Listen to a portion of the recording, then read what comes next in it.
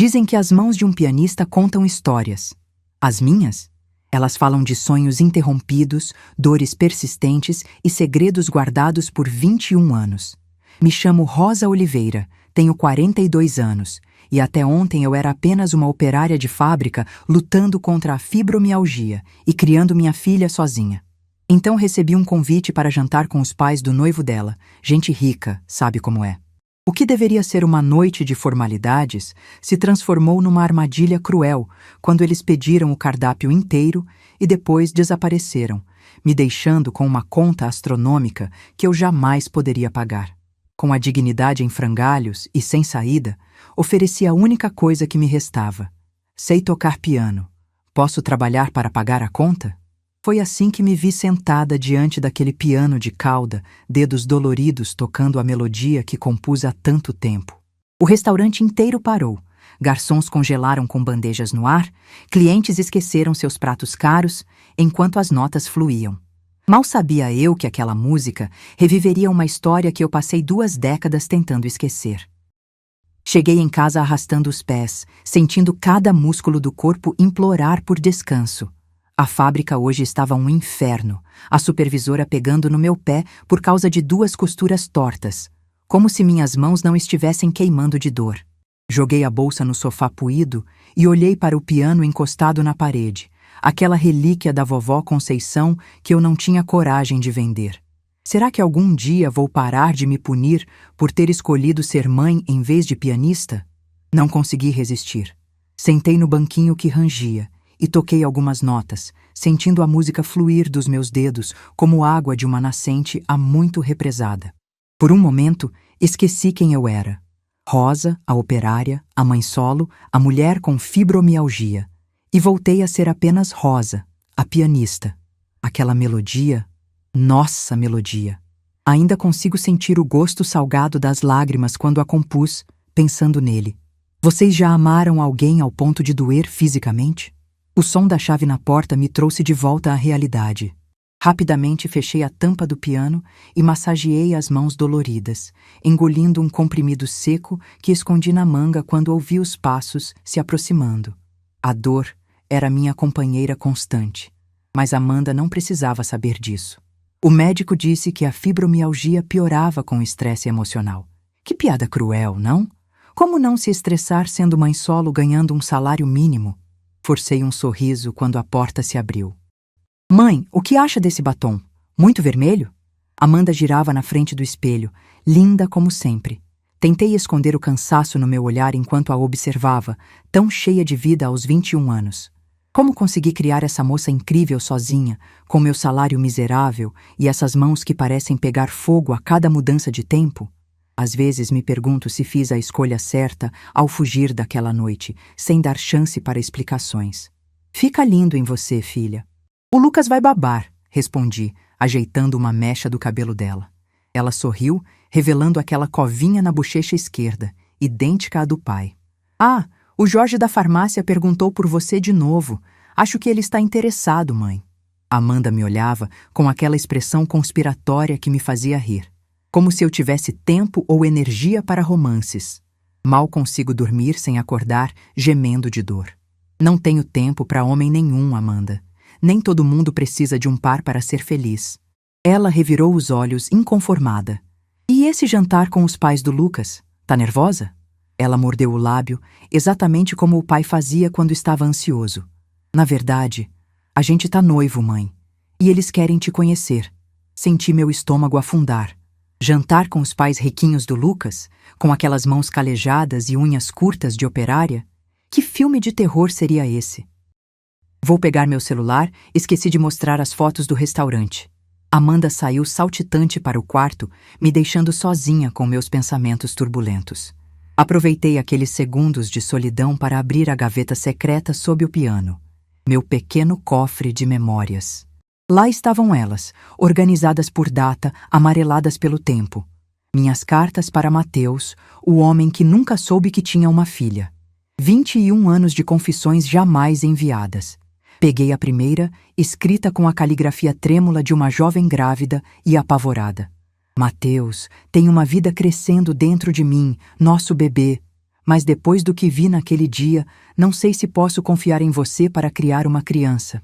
Lembrei daquela noite, do apartamento luxuoso, das mulheres seminuas, da conversa sobre mercadoria e clientes estrangeiros. Como eu poderia entregar minha filha a um homem envolvido com tráfico de pessoas?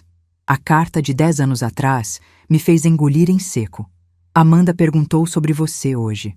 Disse que seu pai era bonito e talentoso, mas não contei que vendi minha música, nossa música, para pagar a escola dela. Guardei-as apressadamente ao ouvir os passos de Amanda voltando. Vocês já guardaram um segredo por tanto tempo que ele se tornou parte de vocês? Algumas feridas são profundas demais para compartilhar, mesmo com quem amamos. Surpresa! Amanda entrou segurando um vestido vinho que parecia ter saído de uma vitrine cara. É para você usar no jantar. Fiquei sem palavras, passando os dedos pelo tecido macio que devia custar uma fortuna. Quando foi que minha menina cresceu tanto? Era como se ontem eu estivesse trocando suas fraldas e agora ela estava comprando roupas para mim. Filha, isso deve ter custado um absurdo, não posso aceitar. Amanda franziu a testa determinada. É incrível como esse gesto simples sempre me transporta 21 anos no passado, para o rosto de Mateus quando decidia algo. Economizei 6 meses do meu salário na livraria da faculdade. Você merece, mãe. Sempre usou roupas de brechó para me dar o melhor. Seus olhos brilhavam com tanto amor que senti meu coração apertar. Essa menina não fazia ideia de quantas noites eu fiquei acordada chorando de dor, mas sem poder comprar remédios melhores. Vou experimentar, cedi, escondendo as lágrimas. Enquanto caminhava para o quarto, me perguntei o que Mateus acharia da nossa filha agora. Será que ele ficaria orgulhoso? Ou será que teria sido uma decepção como pai? Talvez eu tenha sido egoísta ao privá-lo da paternidade. Ou talvez tenha sido a coisa mais corajosa que já fiz. Como saber? As escolhas que fazemos quando jovens nos assombram para sempre, não é mesmo? 21 anos atrás, eu era outra pessoa. Rosa Oliveira, 21 anos, finalista do Concurso Nacional de Jovens Talentos, dedos ágeis deslizando pelo piano como se tivessem vida própria. Lembro do auditório silencioso enquanto eu tocava minha própria composição, o coração martelando no peito. Quando anunciaram meu nome como segundo lugar e uma bolsa parcial para estudar música, achei que ia desmaiar de felicidade. Imaginem, eu, filha de empregada doméstica, com chance de ser alguém na vida. Você será a próxima grande compositora brasileira, Rosa, disse meu professor após a premiação, seus olhos brilhando de orgulho. Eu acreditei nele. Como não acreditar quando todos diziam o mesmo? Até minha mãe, que sempre me alertava para ter os pés no chão, comemorou com um bolo improvisado. Era como se o universo finalmente tivesse decidido que eu merecia uma chance. Mal sabia eu que o destino tem um humor negro peculiar. Foi na festa após o concurso que o vi pela primeira vez. Mateus Ribeiro, 28 anos, empresário com sorriso de comercial de pasta de dente e olhos que pareciam enxergar através de mim. Sua música me tocou profundamente, ele disse, me oferecendo uma taça de champanhe que eu, caipira que era, nunca tinha provado. Tem algo especial no seu jeito de tocar. Corei como uma adolescente, sem imaginar que aquele homem mudaria completamente o rumo da minha vida. Vocês acreditam em amor à primeira vista? Eu não acreditava, até aquela noite. Os meses seguintes foram como um filme romântico daqueles bem clichês, só que eu estava vivendo cada segundo. Mateus me levava a restaurantes onde um prato custava mais que o aluguel do meu quartinho. Me apresentava a pessoas importantes no mundo da música, me fazia sentir especial. Quero que o mundo todo conheça seu talento, Rosa. Ele dizia, beijando minhas mãos como se fossem joias preciosas. E eu, boba, apaixonada, compus uma bossa nova melancólica só para ele. Nossas almas traduzidas em notas musicais. Vou te ajudar a gravar um álbum, prometeu Mateus numa noite, enquanto estávamos enrolados nos lençóis de seda do seu apartamento na Barra da Tijuca. Eu deveria ter desconfiado ali. Quem era ele para ter tanto dinheiro tão jovem? Notei as ligações estranhas que ele recebia, os encontros com homens de terno que falavam em códigos, as maletas que trocavam de mãos. Mas quando você está apaixonada, escolhe o que quer ver, não é mesmo? E eu só queria ver o homem por quem estava perdidamente apaixonada. O que mais me intrigava em Mateus era sua solidão. Apesar de todo o dinheiro, festas e conexões, ele parecia vazio por dentro. Antes de você, Rosa, eu só existia. Não vivia, confessou certa vez em raro momento de vulnerabilidade. Eu acreditei que meu amor seria suficiente para preencher aquele vazio. Acreditei que poderíamos construir algo lindo juntos, que eu seria a compositora famosa e ele, meu empresário amoroso. Como fui ingênua! Será que vocês também já confundiram contos de fadas com realidade? Naquela tarde, eu estava nas nuvens. Um produtor musical tinha adorado minha apresentação no Teatro Municipal e queria conversar sobre possibilidades. Decidi fazer uma surpresa para Mateus. Nossa primeira grande chance estava chegando. Comprei uma garrafa de vinho, barato, mas fingia ser entendida, e peguei um táxi para o apartamento dele. Tinha até chave, me sentia praticamente morando lá. Abri a porta devagar, querendo surpreendê-lo, mas o universo decidiu que a surpresa seria minha. Havia 3 mulheres no apartamento, 2 delas com roupas íntimas caríssimas, sentadas tensas no sofá. Um homem gordo com sotaque estrangeiro examinava documentos com Mateus. A mercadoria está em ordem, mas precisamos acelerar o processo. Os clientes da Alemanha estão impacientes, dizia o estranho. Fiquei paralisada, a garrafa escorregando dos meus dedos. O barulho fez todos se virarem. O olhar que Mateus me lançou não tinha nada do homem por quem me apaixonei. Era frio, calculista, irritado. "O que você está fazendo aqui? Eu não te chamei", ele gritou, agarrando meu braço com força. As mulheres pareciam assustadas, o homem gordo claramente incomodado. "Essas são minhas clientes", Mateus disse, sua voz diferente de tudo que eu conhecia. Alguma coisa quebrou dentro de mim naquele momento. Soltei-me do seu aperto e, com toda a dignidade que consegui reunir, devolvi o colar de esmeraldas que ele tinha me dado. "Isso nunca me pertenceu. E você também não", disse, antes de sair. Ele tentou me seguir, gritou meu nome, mas o taxista já tinha arrancado. "Vocês já sentiram seu coração se partindo em 1000 pedaços? O meu não só se partiu, virou pó."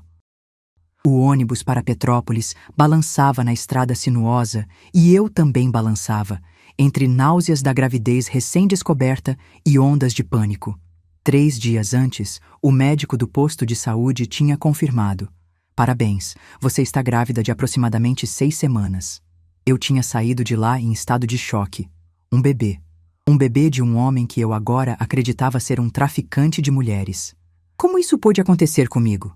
Uma mão protetora pousou instintivamente sobre minha barriga ainda plana. Pelo menos não estava completamente sozinha nessa fuga. O sítio da vovó Conceição estava abandonado desde sua morte no ano anterior. Ninguém da família quis aquele pedaço de terra simples, longe de tudo, exceto eu, que sempre amei o piano velho no canto da sala e o cheiro de café fresco que ela preparava de manhã. Agora seria meu refúgio. "A vida te deu limões. Vamos fazer doces para vender", vovó costumava dizer quando algo dava errado. E era exatamente o que eu precisava fazer: transformar essa tragédia em algo doce para meu filho. As primeiras semanas foram as piores. Não conseguia dormir sem ver o rosto de Mateus, sem imaginar as mulheres sendo vendidas para o exterior. Comecei a sentir dores estranhas pelo corpo que o médico local não conseguia explicar. "Deve ser estresse", ele disse, sem muita convicção. Naquela noite, escrevi minha primeira carta. "Mateus, decidi que nosso filho nunca saberá quem é seu pai. É melhor crescer sem pai do que com um criminoso como exemplo."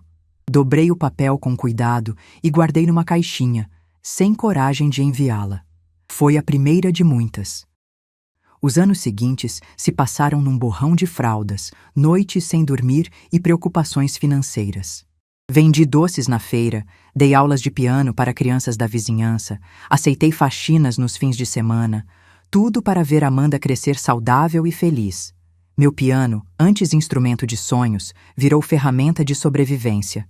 Lembro da primeira vez que Amanda, com seus dedinhos gorduchos de 2 anos, tocou uma tecla e riu encantada. Naquele momento, senti que tudo valia a pena. "Mamãe, por que eu não tenho um papai como a Juliana?" A pergunta veio quando Amanda tinha 6 anos. voltando da escola com o desenho de uma família: mãe, pai, filha e um cachorro que ela sonhava ter. Meu coração gelou. Como explicar a uma criança inocente que seu pai possivelmente vendia mulheres para o exterior? Seu pai era um homem bonito e talentoso, meu amor. Mas nós nos separamos antes de você nascer, respondi, sentindo o gosto amargo da meia-verdade. Ele sabia de mim? Ela perguntou com aqueles olhos enormes. Não, querida, foi minha escolha. Primeira mentira completa. Amanda herdou meu talento para a música. Aos 7 anos, já tocava pequenas melodias que eu ensinava. Ela tem ouvido absoluto, comentou minha vizinha, Dona Zilda, que tinha sido professora de música antes de se aposentar. Deveria investir nesse dom. Eu sorri, escondendo as mãos doloridas.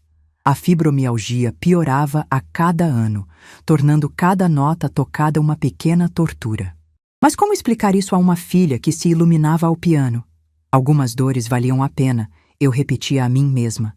Vocês também já sacrificaram seus sonhos pelos de seus filhos? Amanda tinha 12 anos quando ficou doente. Não era apenas uma gripe, era pneumonia grave que exigia antibióticos caros e exames que o SUS demoraria semanas para marcar. Ela precisa de tratamento imediato, o médico disse, sem emoção. Saí do consultório com a receita na mão e um desespero crescente. R$ 840. Onde eu, que mal pagava o aluguel, encontraria esse dinheiro? Até vender meu antigo anel de formatura já tinha vendido anos atrás. Foi então que o destino, em sua ironia cruel, trouxe uma oportunidade. Um produtor musical estava na cidade, buscando novas composições para uma jovem cantora em ascensão. Estamos procurando algo com personalidade, algo brasileiro mas universal, explicou ele, quando batia à porta do hotel onde estava hospedado. Não tinha nada a perder. Toquei minha música, aquela que compus para Mateus, no piano desafinado do lobby. O produtor ficou em silêncio por um longo momento. Quanto você quer por isso? R$ 5.000, falei, sentindo-me uma criminosa por vender minha alma musical. Mas sem meu nome nos créditos. O produtor franziu a testa, confuso. Por quê? Você poderia fazer carreira com isso. Pensei em Amanda, ardendo em febre no nosso quartinho. Tenho meus motivos. Ele aceitou. 6 meses depois, ouvi minha música tocando em todas as rádios, cantada por uma voz bonita que não era a minha. Uma música sobre amor perdido e chances desperdiçadas, agora trilha sonora de uma novela das 9. Como dói ouvir sua criação na voz de outro, sabia? Não acredito que nosso filho vai se casar com essa garota.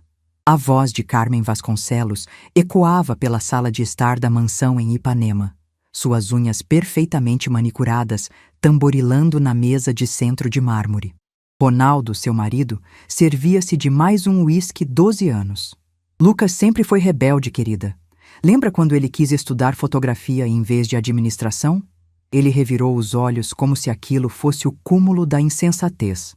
Ricos e seus problemas, sempre achando que o mundo gira ao redor deles. Mandei investigar essa tal de Amanda Oliveira. Carmen continuou, abrindo uma pasta com fotos e documentos. Mora num bairro simplório da Zona Norte com a mãe solteira. A tal mãe trabalha numa fábrica de confecções. Provavelmente ganha um salário mínimo. Ela falava como se estivesse descrevendo uma doença contagiosa. E a menina? Está atrás do dinheiro do Lucas? Ronaldo perguntou, preocupado com seu império construído nem sempre por meios legais. Aparentemente não. Estuda medicina na Federal com bolsa integral. Inteligente demais para o meu gosto. Precisamos mostrar ao Lucas que essa garota não é para ele, Carmen decidiu, um plano maquiavélico já se formando em sua mente privilegiada. Vamos convidá-las para jantar no Le Marseille. Pediremos os pratos mais caros, vinhos importados, e no meio do jantar, inventaremos uma emergência e sairemos. Deixaremos a conta para a mãe pagar. Ronaldo sorriu, admirando a crueldade refinada da esposa. E quando ela não puder pagar? Carmen deu de ombros, satisfeita consigo mesma. Exatamente. Lucas verá que tipo de família está querendo se meter. Será que pessoas assim dormem tranquilas à noite? Mateus Ribeiro verificava pessoalmente cada detalhe do Le Marseille, seu restaurante mais prestigiado. Aos 49 anos, era dono de uma rede gastronômica respeitada internacionalmente. Uma vida muito diferente daquela que levava 2 décadas atrás. Está tudo perfeito para o evento beneficente de hoje à noite, senhor, informou o maître. Mateus assentiu, distraído. Algo naquela data sempre o deixava melancólico, mesmo após tanto tempo. 21 anos, para ser exato. Você sempre fica assim nesse dia, chefe, comentou Antônio, seu funcionário mais antigo, enquanto ajustava as flores no centro das mesas. Desde que te conheço. Mateus deu um sorriso triste. Como explicar que naquela data, há 21 anos, ele havia conhecido o amor de sua vida?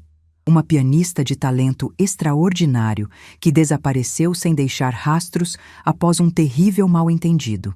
Quantas vezes tinha se arrependido de não ter explicado a verdade para Rosa?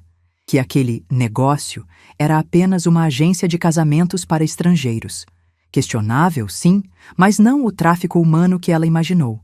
Em seu escritório elegante, uma parede inteira estava coberta de recortes de jornais sobre eventos musicais da cidade dos últimos 20 anos.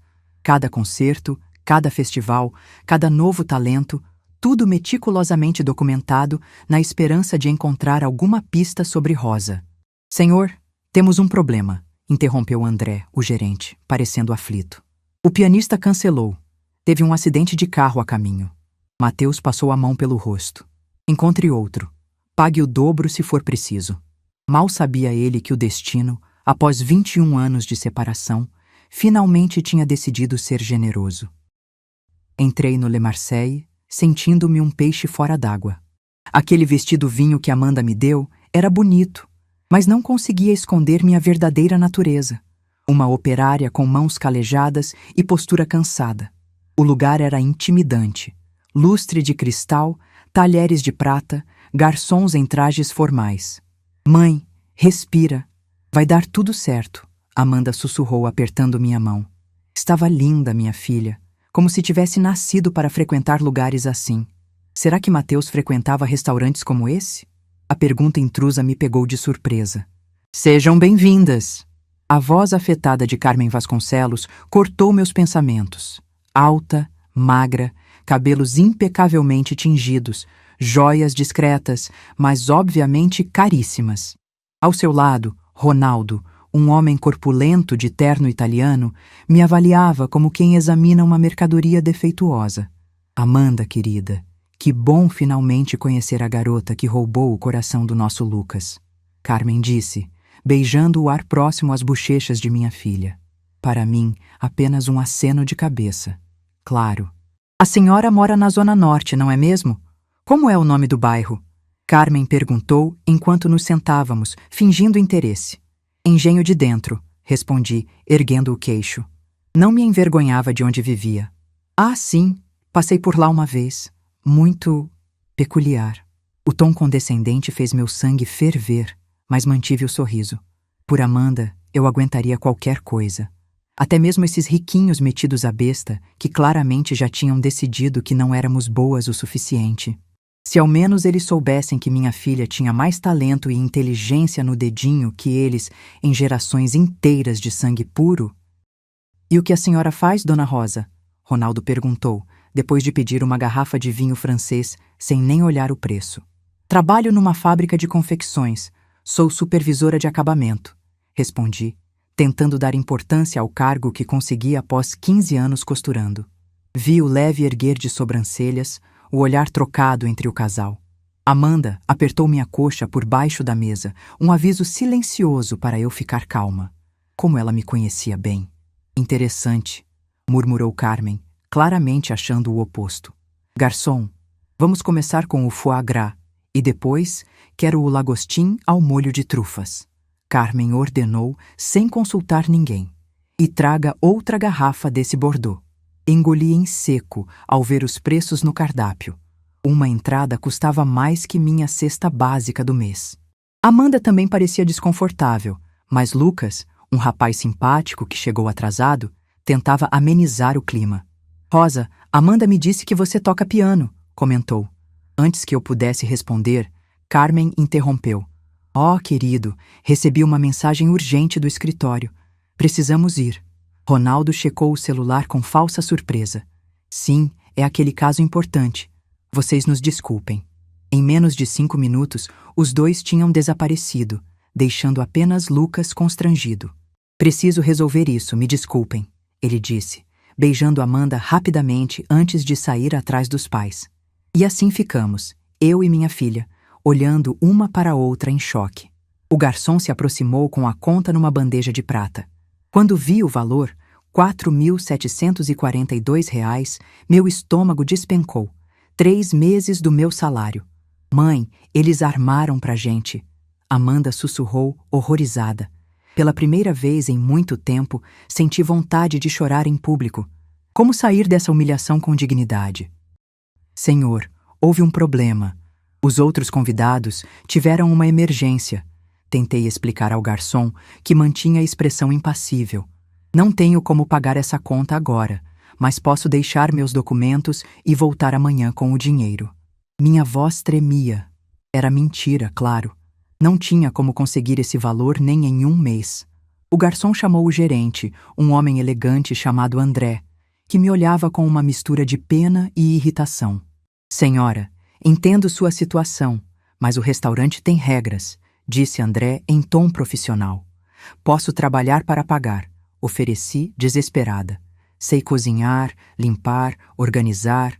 Faço qualquer coisa. Amanda segurava minha mão com força, seus olhos marejados. Como aqueles monstros puderam fazer isso conosco? André parecia desconfortável.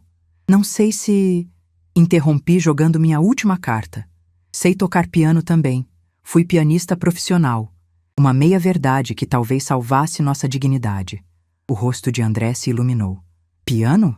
Nosso pianista cancelou de última hora e temos um evento importante hoje.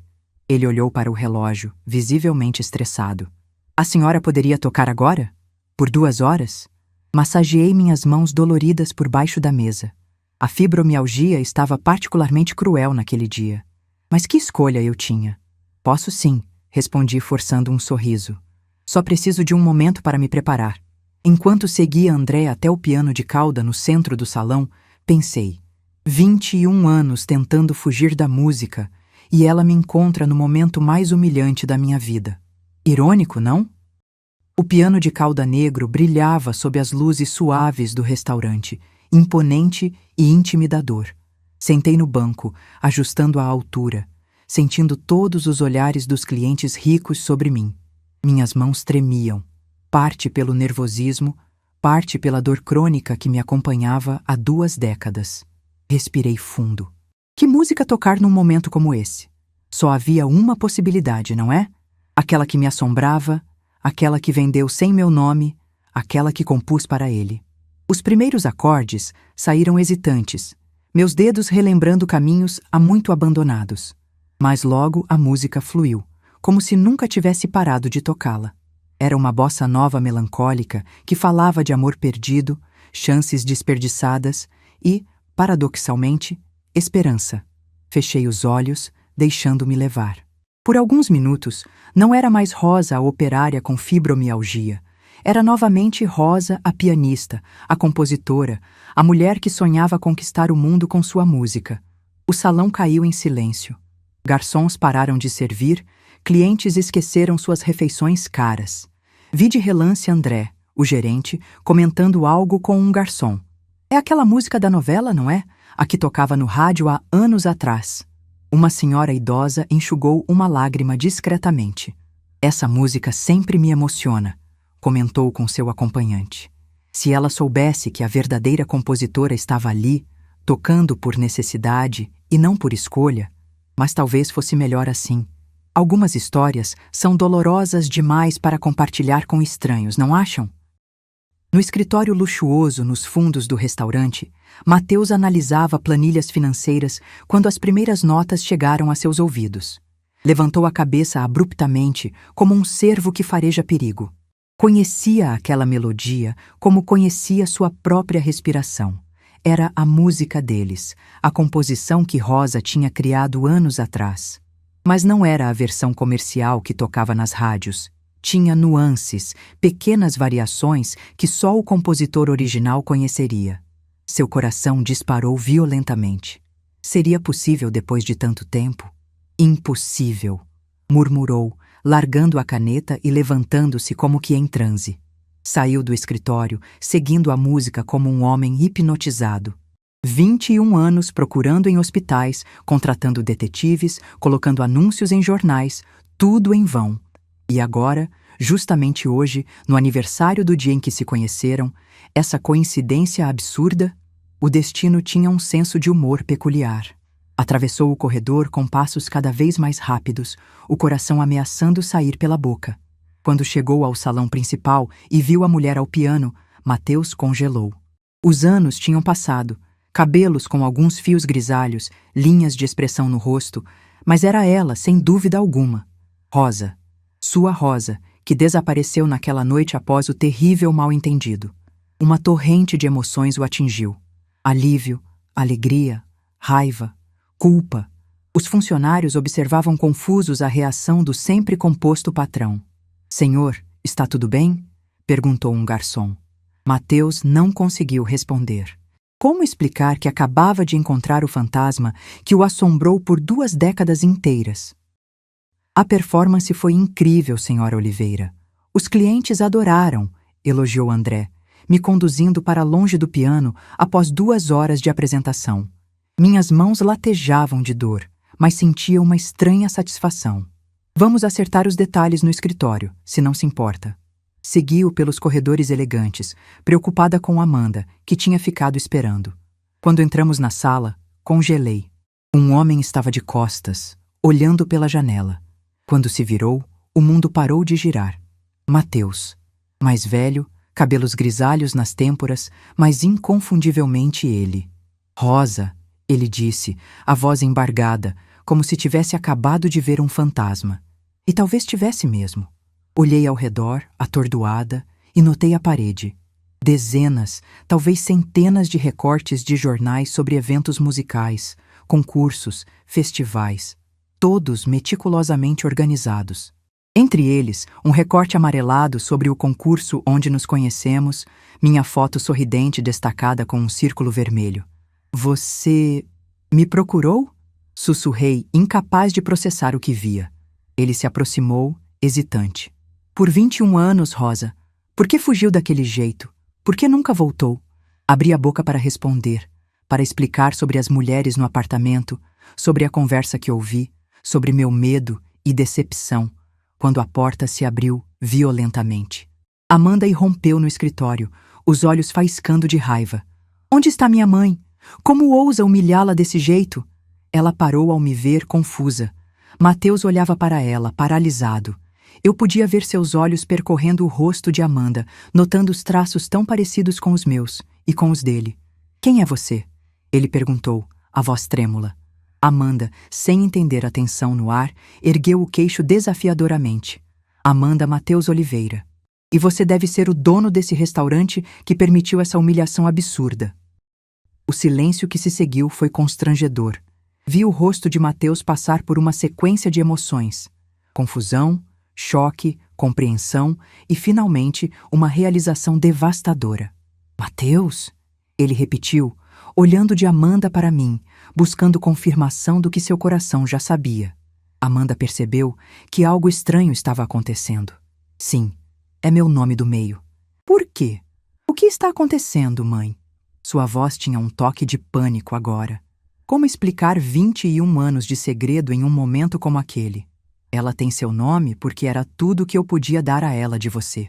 Confessei, sentindo as lágrimas que há tanto tempo reprimia finalmente transbordarem. Você é pai dela, Mateus."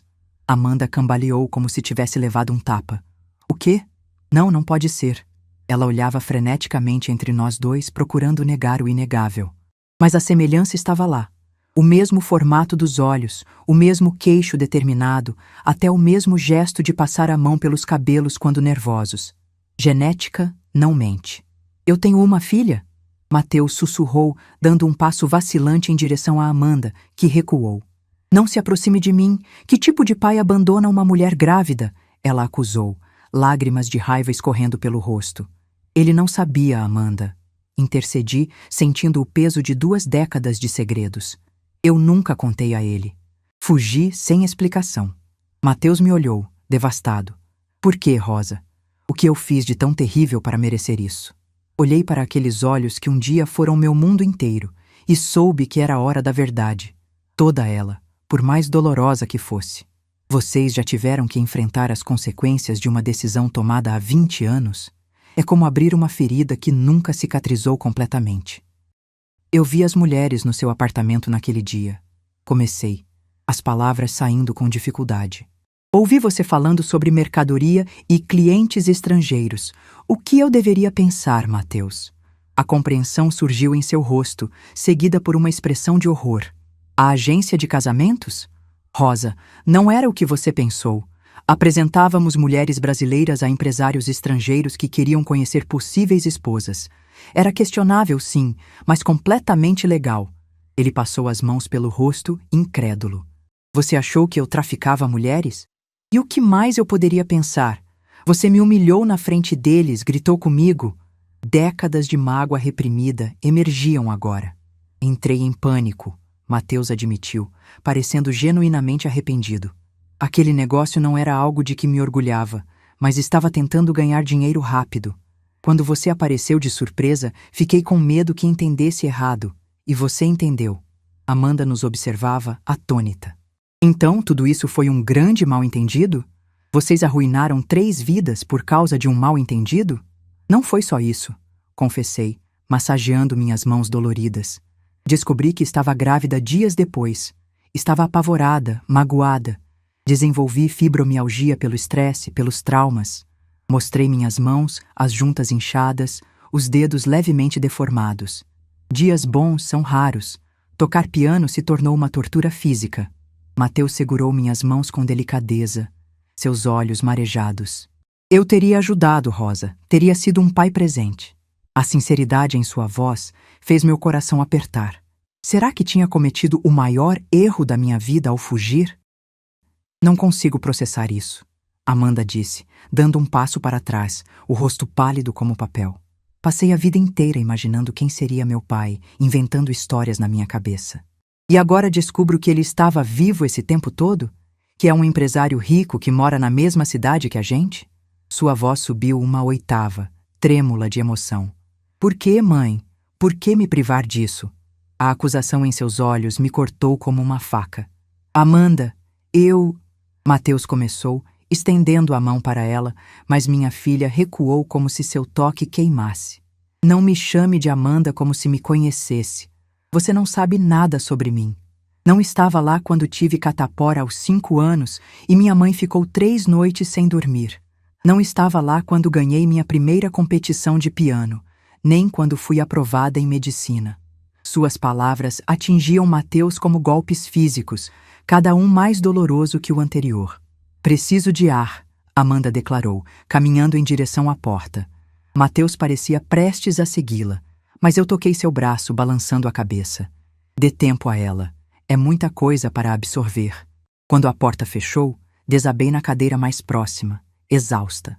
A fibromialgia começou logo depois que fugi, confessei, enquanto ele me olhava em silêncio. O médico disse que traumas emocionais podem desencadear. Irônico, não? A música que era minha alegria virou minha tortura.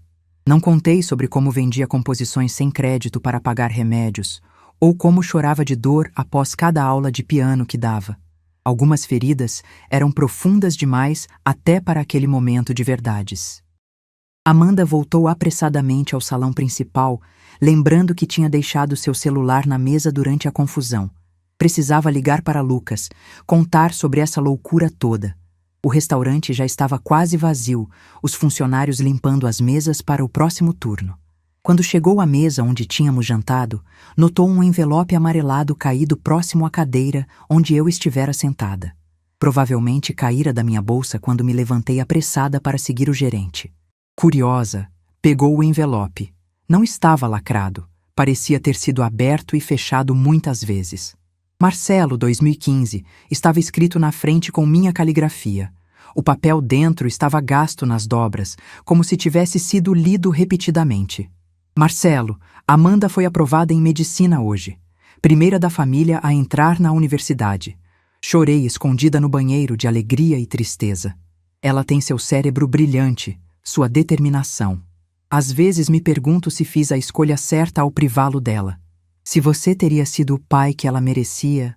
Com o coração acelerado, Amanda guardou o celular esquecido e correu de volta ao escritório, a carta apertada na mão, e rompeu pela porta sem bater, interrompendo nossa conversa tensa.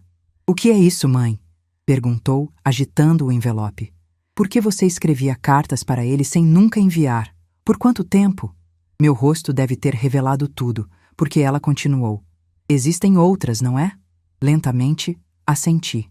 21 anos de cartas, confessei, guardadas na gaveta secreta do piano. Amanda entregou o envelope a Marcelo com mãos trêmulas. "Acho que isso é seu", disse, a voz mais suave agora. "Ela nunca deixou de te amar."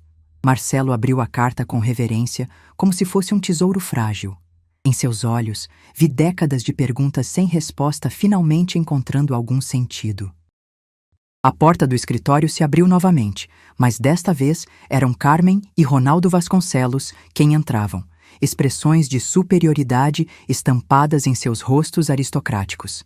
"Viemos verificar se houve algum problema", Carmen disse, olhando para mim com mal disfarçado desdém.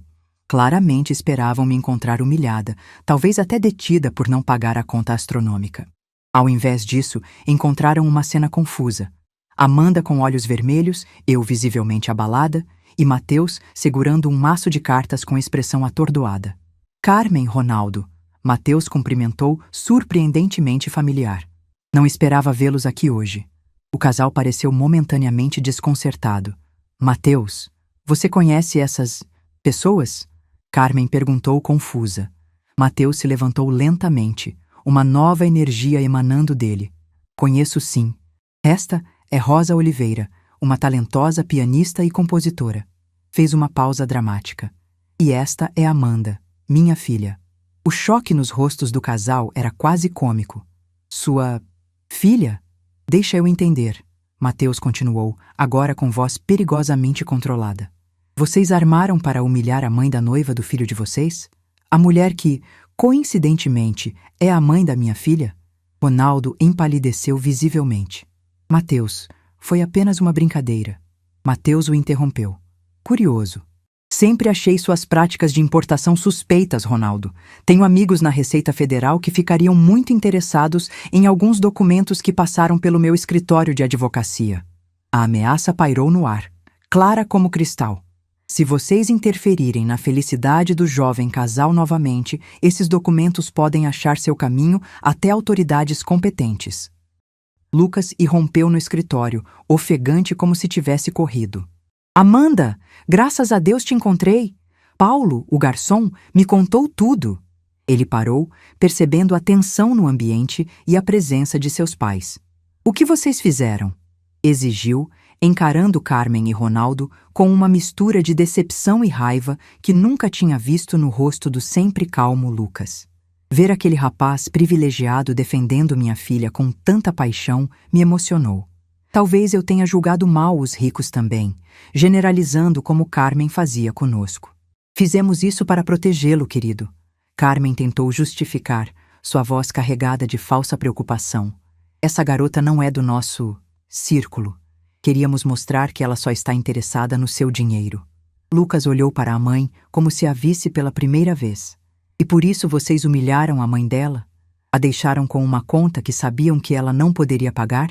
Ele se virou para Amanda, tomando suas mãos. "Me perdoa. Eu não tinha ideia." "Estou saindo de casa", Lucas anunciou, para horror dos pais. "E renunciando ao meu cargo na empresa também." Ronaldo avançou furioso. "Faça isso e está deserdado. Tudo o que construir será de seus primos." Lucas deu de ombros, uma nova determinação em seu olhar. "Prefiro construir meu próprio caminho com Amanda do que herdar um império baseado em crueldade." Ele olhou para minha filha com tanto amor que senti meu coração apertar. "Se você ainda me quiser depois disso tudo." Amanda, mesmo confusa e abalada com as revelações sobre seu pai, abraçou Lucas com força. "Mais do que nunca", sussurrou. Naquele momento, eu soube que minha filha ficaria bem, independente do que acontecesse entre mim e Mateus. Mateus observava o jovem casal com uma expressão difícil de decifrar. Talvez visse neles o reflexo do que poderíamos ter sido se o destino tivesse sido mais gentil conosco. Lucas, chamou, surpreendendo a todos. Você tem formação em administração, não tem? O rapaz assentiu, confuso. Estou precisando de um gerente financeiro para minha rede de restaurantes. Alguém jovem, com ideias frescas, o salário é bom e há possibilidade de sociedade futura.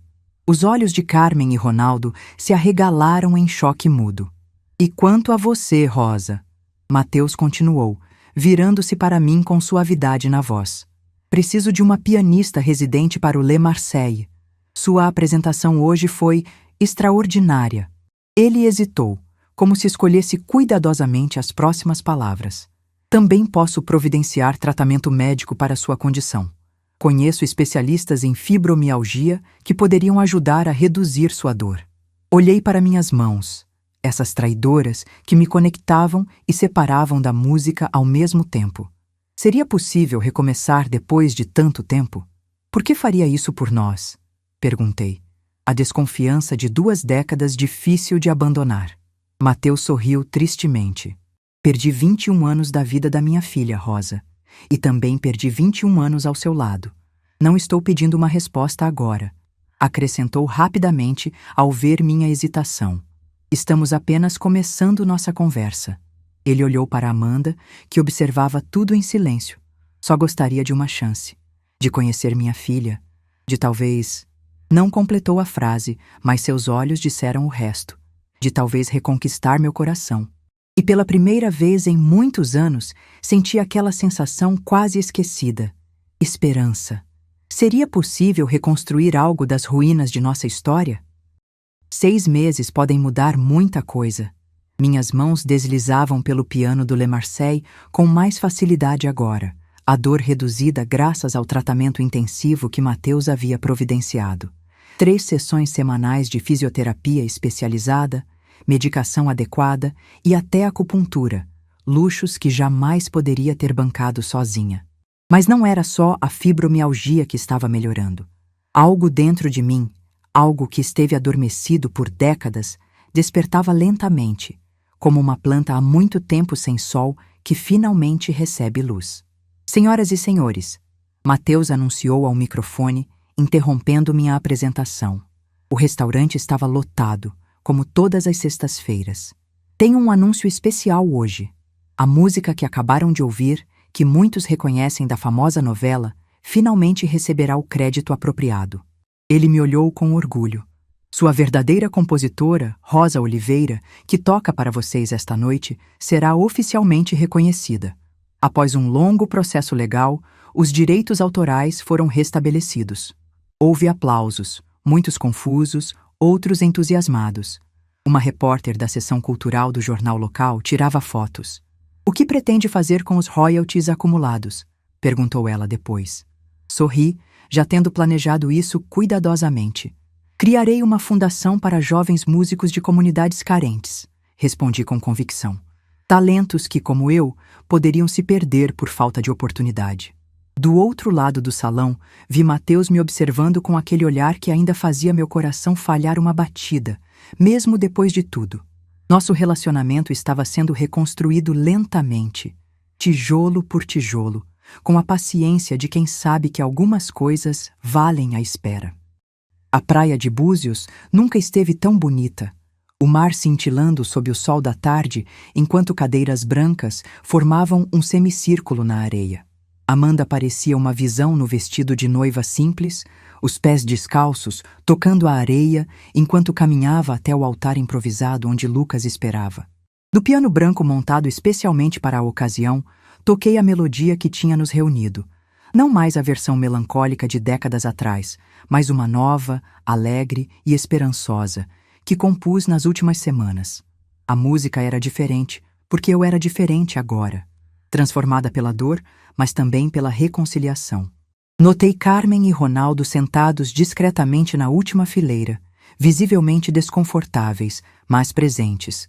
Um pequeno milagre conseguido pela determinação de Lucas e pela diplomacia de Amanda.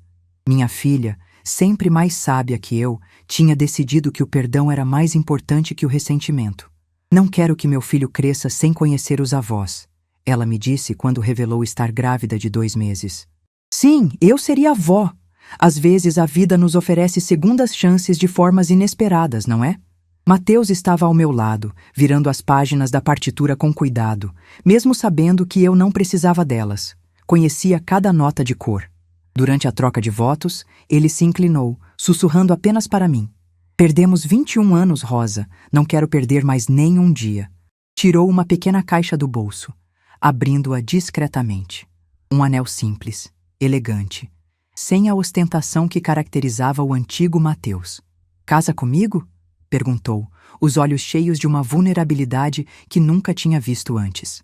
Olhei para Amanda, radiante em sua felicidade, para minhas mãos que voltavam lentamente a obedecer meus comandos, para o mar infinito à nossa frente. Sim, respondi simplesmente. Algumas histórias merecem um final feliz, mesmo que demore 2 décadas para chegar. 1 ano depois, o Teatro Municipal estava lotado para meu primeiro recital profissional. Aos 43 anos, realizava finalmente o sonho da menina de 21. Minhas mãos ainda doíam ocasionalmente. A fibromialgia nunca desapareceria completamente, mas tinha aprendido a conviver com ela, a respeitá-la como parte da minha história. Na primeira fila, Amanda exibia sua barriga de 8 meses, ao lado de Lucas, que tinha acabado de ser promovido a diretor financeiro da rede de restaurantes. Mateus, meu marido há 6 meses, observava da coxia, os olhos brilhando de orgulho. O recital foi um sucesso além das minhas expectativas. Críticos elogiaram a profundidade emocional e a técnica surpreendente da nova descoberta tardia. Se eles soubessem. Quando voltei para o bis, anunciei. Esta última peça é nova, composta especialmente para minha neta que está chegando. Olhei para a plateia, para Amanda, para Mateus, para toda a jornada improvável que nos trouxe até ali. Chama-se Segunda Chance. Os primeiros acordes encheram o teatro. Uma canção de ninar baseada na melodia que tinha originalmente composto para Mateus, agora transformada em algo completamente novo. Nos bastidores após o show, minha família me aguardava com flores e abraços. Tia, toca de novo? Pediu o sobrinho de Lucas, uma criancinha de 4 anos fascinada com o piano. Todos riram. Na próxima vez, querido, prometi, acariciando a barriga de Amanda. Agora preciso poupar energia para quando essa mocinha aqui nascer. Minha filha sorriu, radiante. Decidimos o nome, mãe. Vai se chamar Conceição Rosa, em homenagem à bisavó e à avó. Mateus segurou minha mão, apertando-a suavemente.